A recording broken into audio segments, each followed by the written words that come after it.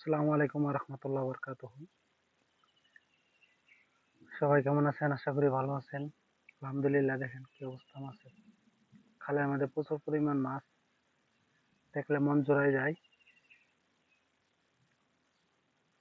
আজ আমাদের বাংলাদেশে মাছ নাই কেন? খালের মাধ্যমে সবাই গ্যাস ব্যবহার করে। ব্যবহার করার কারণে নিজের কিন্তু স্বার্থ হাসিল হয়। যেমন মাছগুলা ধরতে পারে, আসলে ধরতে পারে না। গ্যাসের মাছ, যেগুলা মাছ আছে না, এগুলা নিচে পইড়া যায়, পরের দিন পইচা বাইসা ওঠে।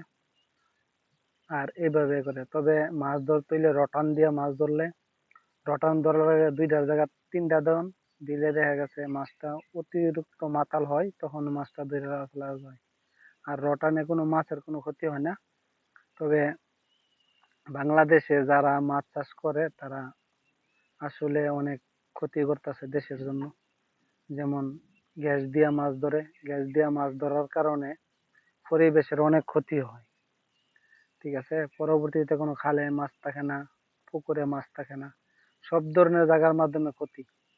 তো আসুন আমরা গ্যাস ব্যবহার বাদ দিই, আমরা রটান দিয়ে মাছ ধরবো।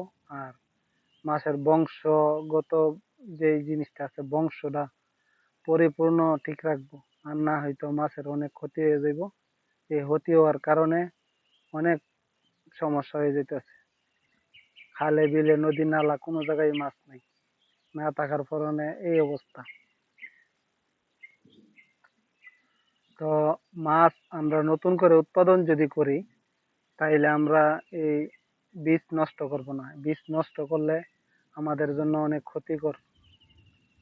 বীজ নষ্ট করা যাবে না। বীজ নষ্ট করলে মনে করেন যে পরবর্তীতে প্রজন্ম আর নতুন করে হবে না, শেষ হয়ে যাবে। কি বুঝতেছেন মাছের অবস্থা?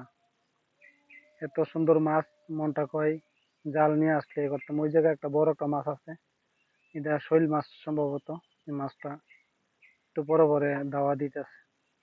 শৈল মাছ তো এই যে শৈল মাছ, ওই মাছ এটা খাই লাইতেছে। শৈল মাছ আছে, একটা দুইটা করে ধরে, ধীরে ধীরে খায়।